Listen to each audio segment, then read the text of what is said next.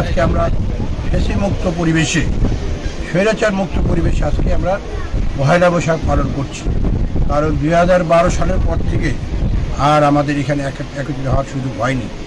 এবারই আবার শুরু হলো। এবারই আমরা সবাই নেতা কর্মীরা মিলে সবাই আমাদের ঢাকা এবং এলাকা শ্রীনগর সিরাজ এখানের সমস্ত অতিথিরা এবং আপনারাও আজকে সুন্দরভাবে এখানে এসেছেন এবং আপনারাও আনন্দ ভোগ করছেন।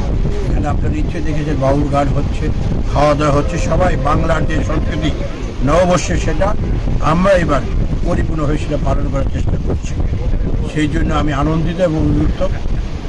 আর আজকে আমরা যেখানে সমস্ত নেতাকর্মীরা যান তাদের প্রতি বার্তা, আমরা আমাদের দেশীয় নেত্রী বেগম খালেদা জিয়া, ভারপ্রাপ্ত চেয়ারম্যান জনাব তারেক রহমান, উনি আমাদের কাছে বার্তা পাঠিয়েছে সবাইকে ঐক্যবদ্ধ থাকার জন্য।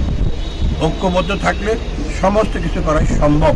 যেটা ফ্যাসিবাদকে আমরা বাংলাদেশ থেকে বিএনপি কলম 17 বৎসর আন্দোলন সংগ্রাম করেছে এবং আন্দোলন সংগ্রামের মধ্য দিয়েই সেই আন্দোলন সংগ্রামের নেতৃত্ব দিয়েছেন আমাদের ভারপ্রাপ্ত চেয়ারম্যান জনাব তারেক রহমান সাহেব। ওনার নেতৃত্বেই আজকে এই ফ্যাসিবাদের পতন হয়েছে। আজকে আমরা ফ্যাসিবাদ মুক্ত বাংলাদেশে আজকে সবাই মুক্ত।